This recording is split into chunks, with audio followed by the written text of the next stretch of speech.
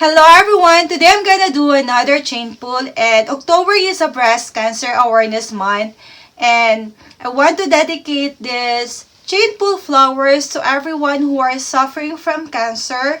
So I'm a cancer patient also, and there was a time that I wake up each day that my energy is so low, I feel exhausted because of the chemo pills treatment and also the bone injection that I'm receiving every month. But I'm trying my best each day to be active as possible so that I can gain those energy that I need.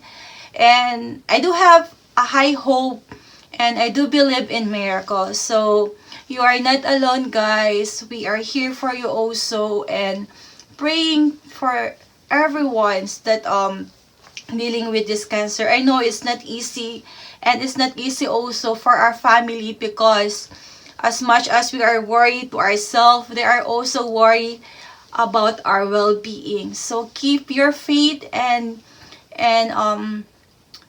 be strong each day, guys, because we can win this. So I'm gonna put the part into a time lapse so that it will not take long. And I already put the base, so I use the fluorescent pink.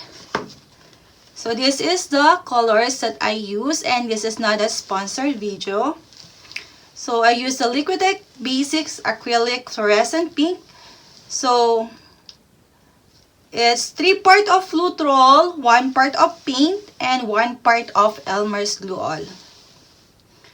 And I will be using the 8x10 level 1 canvas. So this is the chain that I'm gonna use. And I'm just gonna put the white.